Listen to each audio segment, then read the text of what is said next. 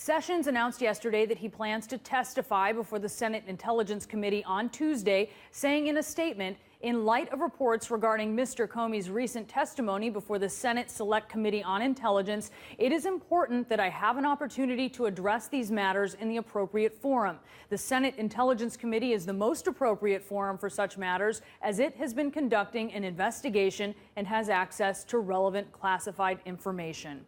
And I'm joined now by a leading Democrat on the Intelligence Committee, Senator Dianne Feinstein. Thank you so much for taking time with us this Sunday. Thank you, Brianna. And so you heard that from the Attorney General. He's going to testify on Tuesday before the Intelligence Committee.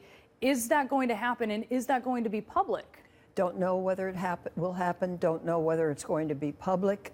And I challenge the jurisdiction to some extent. I'm on both committees, as you know. Judiciary and Intelligence. Yes, and I believe that the Judiciary Committee has the oversight responsibility for the Justice Department, and therefore it is very fitting for the Attorney General to appear there.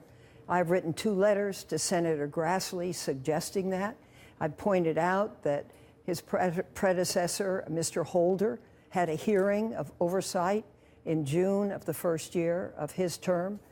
Sessions has not, and Sessions ought to come back before the Judiciary Committee. You said in that letter to Senator Grassley, who is the top Republican on the Judiciary Committee, that you want him to investigate potential obstruction of justice. What tells you that that is appropriate, that that has happened? Well, let me tell you in the first place, I've served for 16 years on intelligence and 24 on judiciary. The intelligence staff is just that. It's intelligence staff. Most are not lawyers, and they are restricted to the world of intelligence. The judiciary staff are all lawyers, most very good lawyers. And so there is an opportunity to look at the law with respect to obstruction of justice, to hold a hearing, and also to have those relevant people come before the Judiciary Committee. I've been very concerned by the fact that both Director Coates and Director Rogers refused to answer the questions when put to them by members of the Intelligence Committee. They were asked, essentially, if they had been pressured by President Trump, and they said they would talk about that in a closed hearing.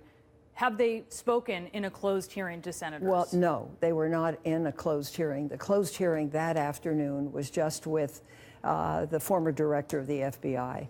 So, but you feel that that's obstruction of justice, even though they've indicated a willingness to talk about it in a classified briefing? I don't know whether it's obstruction of justice, and I don't intend to draw any conclusions until investigations are finished. I think this is very important, and I think the Intelligence Committee is doing good work and should continue. I think Senator Burr and Senator Warner did a good job in the chairs at the hearing, but I also know that there's another part of this, and that part should not be given short shrift, and it has to do with the Department of Justice.